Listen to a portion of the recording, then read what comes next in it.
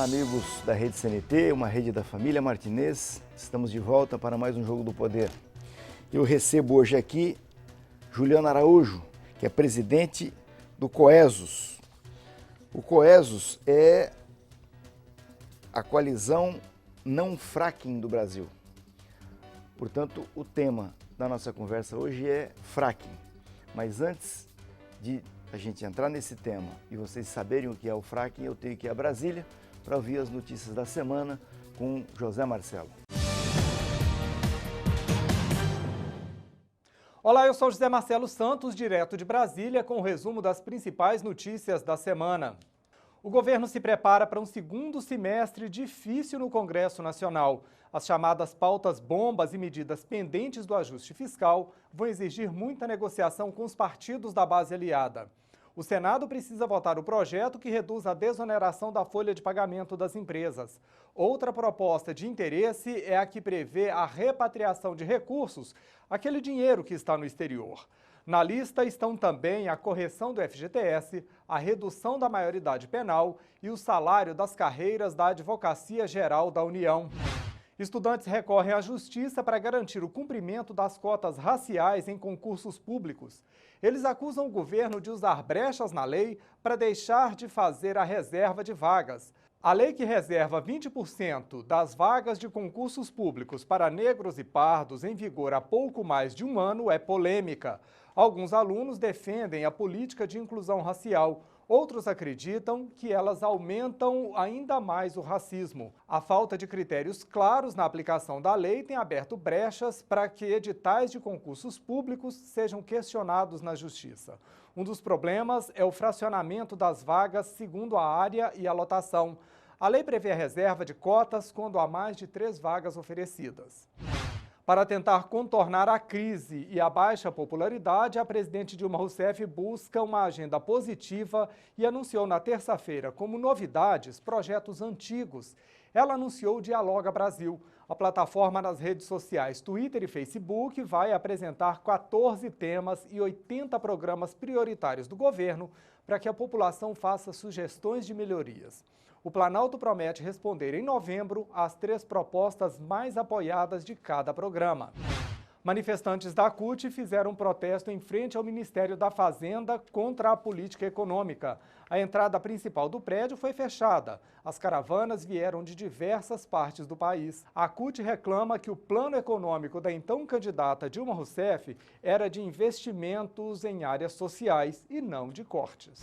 E o ministro da Fazenda, Joaquim Levy, minimizou o ceticismo do mercado e disse que a turbulência do câmbio é passageira. Em palestra na Escola Fazendária em Brasília, o ministro disse que o país vive um momento de reforço das políticas fiscais. Ele voltou a defender as medidas de ajuste como essenciais para o desempenho da economia. Eu vou ficando por aqui, mas estarei de volta na semana que vem. Até lá! Retornamos aos estudos da Rede CNT para a sequência do Jogo do Poder de hoje com Juliano Araújo, que é o presidente da Coesos, Coalizão Não Fracking do Brasil. Boa noite, obrigado por ter aceito o convite para vir aqui. E eu queria perguntar para você o seguinte, porque a primeira vez que eu estou ouvindo falar disso é agora, né, hoje, com esse nosso bate-papo aqui. O que é fracking? Pois é. Essa é uma pergunta que nós ouvimos desde o final de 2013. O que é fracking? Por que isso impacta a nossa vida, a nossa economia? E no caso aqui do estado do Paraná, mais de 3 milhões de paranaenses estão em risco por causa dessa tecnologia. O fracking é o fraturamento hidráulico do folhelho perobitubinoso, onde você tem camadas no subsolo, aproximadamente 600 metros até 1.000 metros, para retirar o gás metano. Ou seja, você insere na rocha muitos milhões de metros cúbicos de água, vários detergentes e produtos químicos esses que... Para aquecer? Para explodir, para fraturar, por isso Certo. Que é fraturamento hidráulico. Então, fracking é um nome em inglês, usado como uma técnica minerária no planeta inteiro, para o fraturamento hidráulico. E esse fraturamento, essa explosão, ela gera o gás? Gera o gás, ou seja, você recupera parte dessa água que é incidida no subsolo e retira o gás para diversos usos. Pegando um exemplo assim, grosseiro, eu já assisti reportagem de pessoas que ligam a torneira e acendem Isso, com um isqueiro. isqueiro e fica saindo fogo ali daquilo ali, é um gás que está saindo ali. Agora, não é em virtude do processo de fracking, deve ter, por alguma razão, o gás está brotando. Então, o fracking você vai recuperar através de medidas de mineração parte desse gás.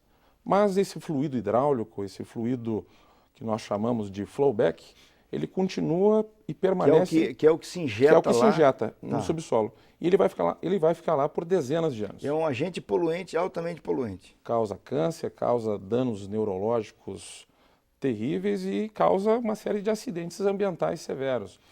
Por exemplo, nos Estados Unidos, Roger, você tem dezenas e centenas de casos de explosões de residências, contaminação de milhares e milhões de pessoas por esse fluido hidráulico que é tóxico. Eu ia justamente falar disso, porque até onde eu vi, os americanos adotaram em larga escala essa tecnologia, mas em regiões mais afastadas, desérticas. Isso.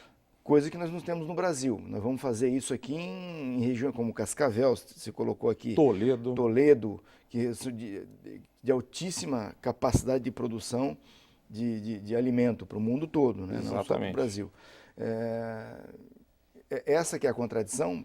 Os americanos podem fazer no deserto, agora nós vamos fazer em casa. Isso, a contradição é o seguinte, aqui nós temos bilhões de metros cúbicos de água subterrânea. Essa água abastece hoje aproximadamente 35% toda a população do estado do Paraná. E, é claro, parte dessa água é usada para a produção agrícola, de suíno, de avicultura, de irrigação.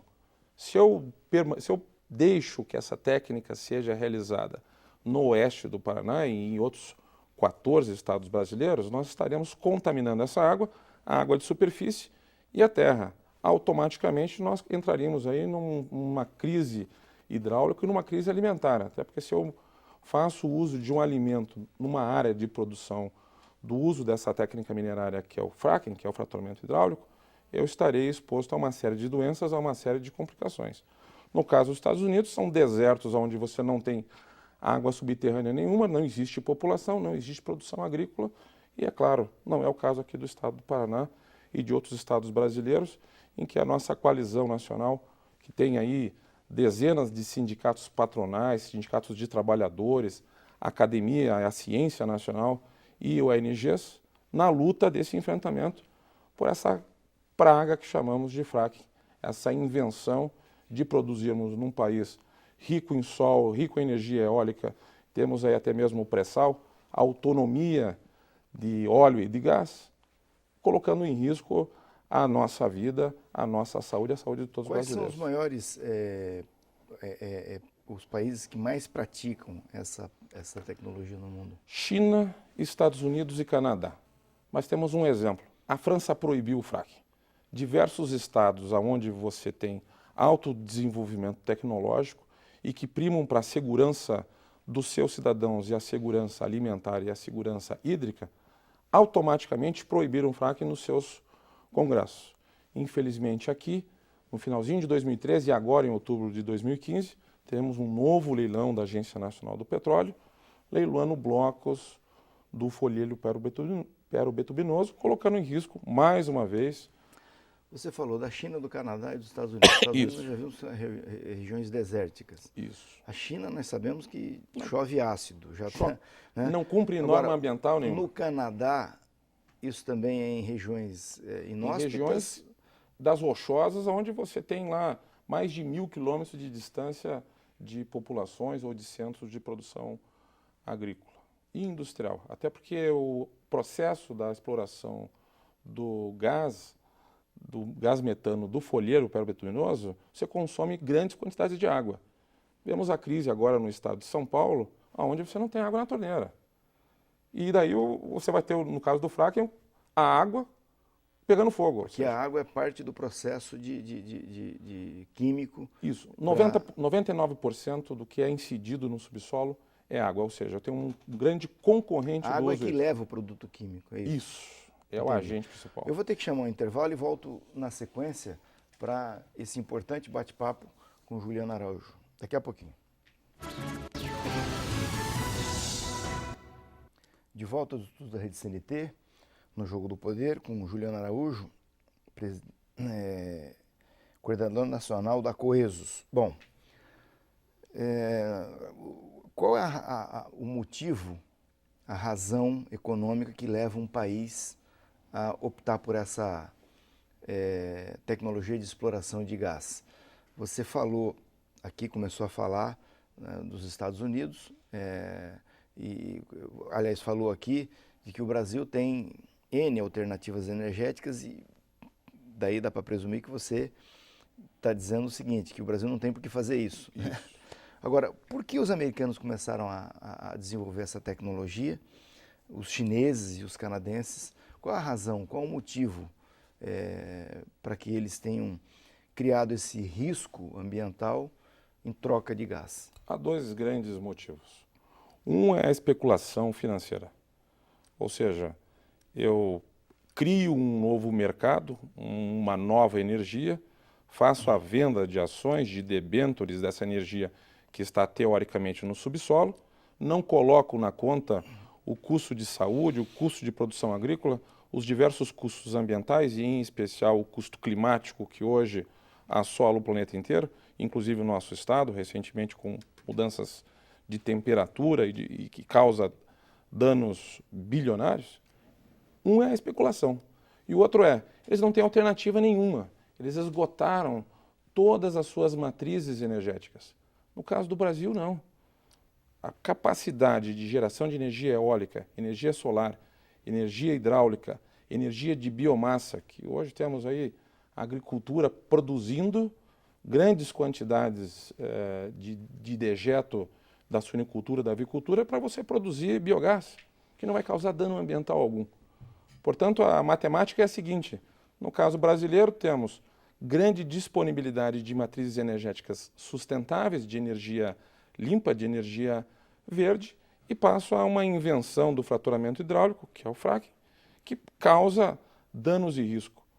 Recentemente, no Congresso Nacional, realizamos uma audiência pública, ouvindo o funcionário da Agência Nacional do Petróleo, e disse: nós temos que assumir riscos. Estava lá defendendo o interesse dos brasileiros e disse: nós não temos que assumir esse risco. O risco de não termos água, de não termos produção agrícola, da matriz principal do nosso país, e com a diversidade energética da qual temos, não faz nem sentido nenhum. Agora, no caso, voltando aqui ao caso dos americanos, recentemente eu li muitos artigos na imprensa europeia e artigos relacionados com as atividades da China, da Rússia, dos países produtores de petróleo e da Venezuela, esse movimento dos americanos de criar alternativa e de criar condições, um instrumento que pudesse segurar o preço do petróleo. Né? E aí nós ouvimos muito falar em exploração no território americano de gás e de petróleo a partir do xisto. Né? Essas duas coisas têm relação com isso que nós estamos falando aqui, com o fracking. Tem relação. Você tem várias técnicas para explorar. Uma é o shale gas, onde nós temos aqui um exemplo aqui em São Mateus do Sul, no estado do Paraná, em que você pega a rocha, faz o cozimento dela e retira. Extrai a rocha, do subsolo. E faz o cozimento dela aqui em cima, na superfície. E isso traz baixo impacto, porque o xisto aqui, no caso de São Mateus, ele está quase na superfície. Ao contrário do folhelho, que está em profundidades mais profundas, é onde eu tenho que incidir grandes quantidades de água. E aí faz o processo lá embaixo. Isso. E cria, inclusive, terremotos. Não há exploração do folhelho do xisto para a técnica do fracking sem que ocorra sísmica. Então, por exemplo, em todas as regiões em que você tenha hoje cidades ou a produção da aquicultura, eu não posso ter nenhum tipo de tremor de terra. Do contrário, eu causo impactos ambientais e impactos na produção de forma significativa. As cidades americanas, por exemplo, hoje, que têm em torno de 20 a 30 terremotos artificiais gerados pelo fraturamento hidráulico. No caso deles, foi uma escolha do governo, porque eles não têm eles não têm alternativa. Ainda assim, diversos estados americanos proibiram o fraturamento hidráulico devido ao risco ambiental, o risco à saúde. A exemplo do estado norte-americano de Nova York. Estado de Nova York proibiu o fraturamento hidráulico em benefício à garantia do abastecimento de água à sua população. Bom, do ponto de vista econômico, como é que está essa atividade nos Estados Unidos? Ela foi apresentada como Um novo oásis. Um novo oásis. E daí? Como é que está isso hoje, no cenário atual? O oásis fictício que foi vendido nos Estados Unidos, em torno de 2.000 empresas americanas adentraram nessa aventura do fracking. Passado alguns anos, quase 1.000 empresas do fraturamento hidráulico já faliram. Por quê? Porque não há capacidade de manutenção de uma unidade minerária. Eu perfuro uma sonda, consigo explorar economicamente por 1 ano e meio, 2 anos e abandono aquela unidade de mineração. Portanto, não há sustentabilidade nem sobre o aspecto da técnica, quanto dizermos sobre a sustentabilidade econômica. É, como eu já disse, uma bolha de exploração, onde eu reduzi o preço do petróleo e, é claro, eu uso isso como uma arma hoje no caso dos Estados Unidos. Não é o caso brasileiro, não é o caso de dezenas de outros estados europeus que proibiram o fraturamento hidráulico. Pois é, eu conversei com o senador Requião sobre esse tema também, e ele disse o seguinte, que ele está presidindo agora o Euro Latino-Americano, o Parlamento Euro Latino-Americano, e houve uma tentativa de aprovar isso no Parlamento Euro Latino-Americano, e ele sustentou que ele tinha apresentado um projeto justamente para proibir. E o projeto dele desapareceu e apareceu de uma parlamentar alemã aprovando. E aí ele conseguiu segurar, não deixou acontecer isso lá.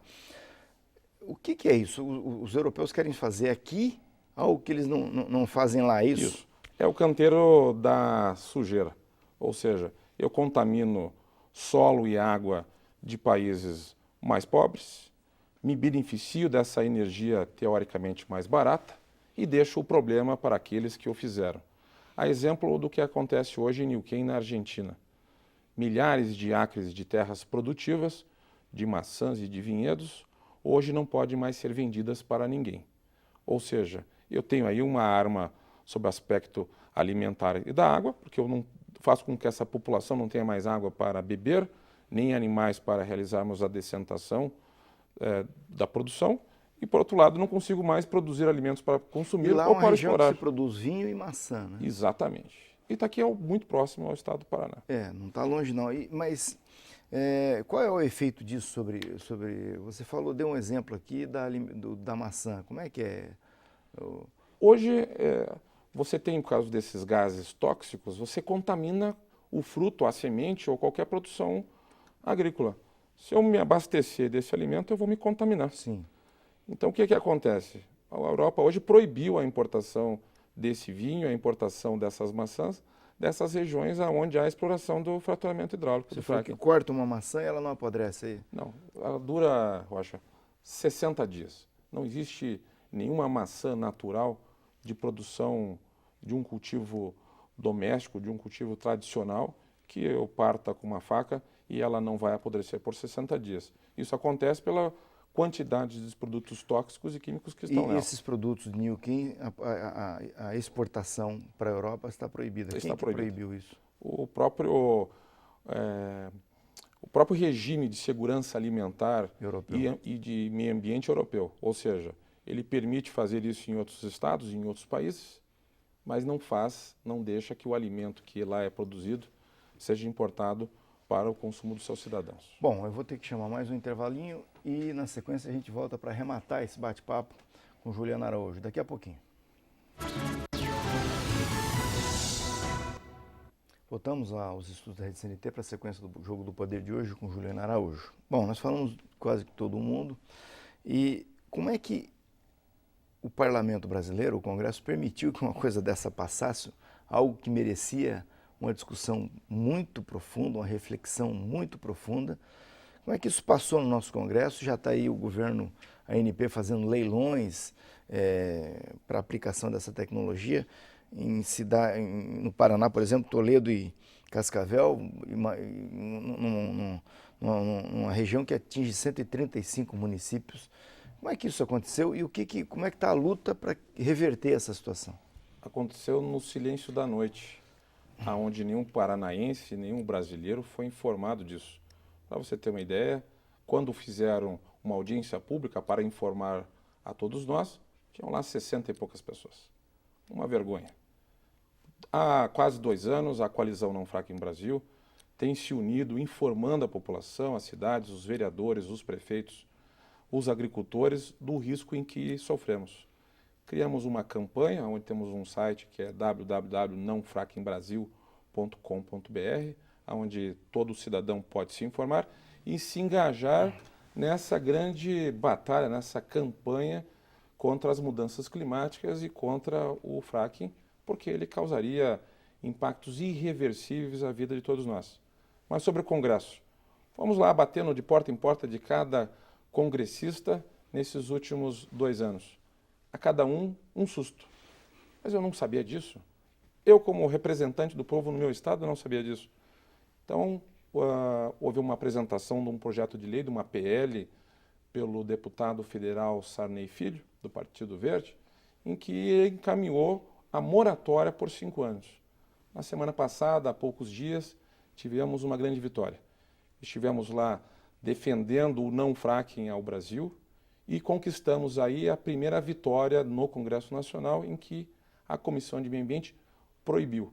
Porém, essa vitória, nós temos ainda outras 4 comissões que será avaliado a moratória por 5 anos ou a sua proibição.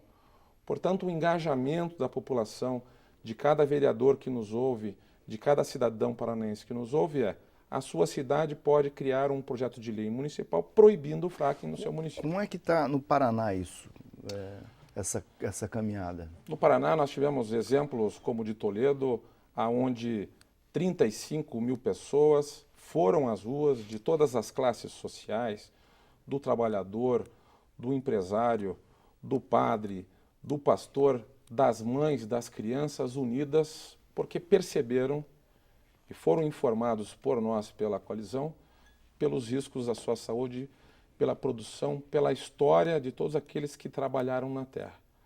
Portanto, vários municípios paranaenses já proibiram, os 123, 135 municípios que pode haver a exploração do fracking, 5 hoje já proibiram por apresentação de um projeto de lei municipal. Aqui no Paraná? Aqui no Paraná, 5 municípios. Cascavel e Toledo? Cascavel, Toledo, Foz do Iguaçu, Guaíra e Santa Bárbara do Oeste. Até parabenizamos a todos os vereadores, a população desses municípios que se engajaram junto conosco nessa marcha, nessa luta contra o fracking. O setor produtivo paranaense está engajado nisso, está consciente dos riscos dessa aplicação dessa tecnologia? Claro, o setor agrícola do Paraná vê o fracking como um risco, não ao seu negócio, mas um risco à própria existência da economia paranaense. E estão conosco, são absolutamente contrários. Numa andança recente, nos últimos meses, por Roma, tivemos um encontro com o Papa Francisco, a qual ele segurou a nossa bandeira do não fracking. Recentemente, pela encíclica papal, onde fala sobre as questões sociais e ambientais, o Vaticano foi claro, nós não queremos o fracking. E quando vamos fazer algumas leituras dos livros sagrados, do livro santo da Bíblia, onde diz de rios de fogo, de terras queimando, o fracking traduz exatamente isso. Ou seja, eu coloco fogo na água e eu elimino a capacidade da nossa produção. Ou seja, nós temos um momento de chamamento da população do estado do Paraná, de todos aqueles que ainda não sabem desse nome estranho, desse nome esquisito, chamado fracking, mas o fracking a gente pode traduzir de forma muito simples. O fracking mata. O fracking, ele destrói as possibilidades de termos uma vida comum, daquelas dos nossos pais, dos nossos avós e da continuidade daquilo que tanto prezamos.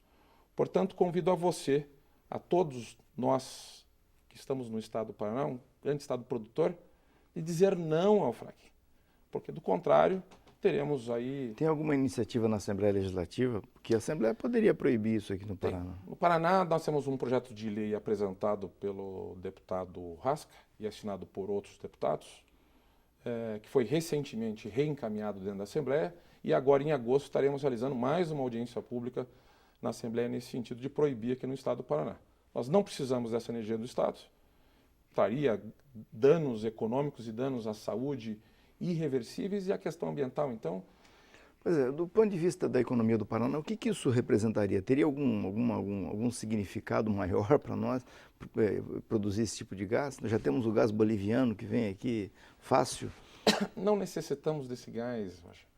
Hoje o biogás que poderíamos produzir em conjunto com o setor agrícola do Estado seria suficiente para nos abastecermos na sua totalidade. Ele já está lá, o investimento é baixo, ele é pequeno. O fraturamento hidráulico, o fracking, é uma enganação. Fui nos Estados Unidos, fui no Canadá, fui na Argentina, retornei ontem da Espanha num encontro internacional contra o fracking de diversas lideranças e vemos aí aquilo que acontece em diversos países. E os resultados são terríveis aqueles que estão explorando. Não só sobre o aspecto agrícola, sobre o aspecto de saúde, mas de encerrar qualquer possibilidade de vida. Ok, muito obrigado. Juliano Araújo, boa sorte na caminhada, conte conosco. Obrigado. Aqui. Faço um apelo à Assembleia Legislativa do Paraná e ao governador Beto Richa para que reflitam sobre isso e vamos caminhar para proibir essa coisa aqui no nosso estado. Vocês que estiveram conosco até agora, muitíssimo obrigado, um grande abraço. Vamos falando durante a semana pelo www.jogodopoderparaná.com.br e no próximo domingo eu estou de volta para mais um Jogo do Poder aqui.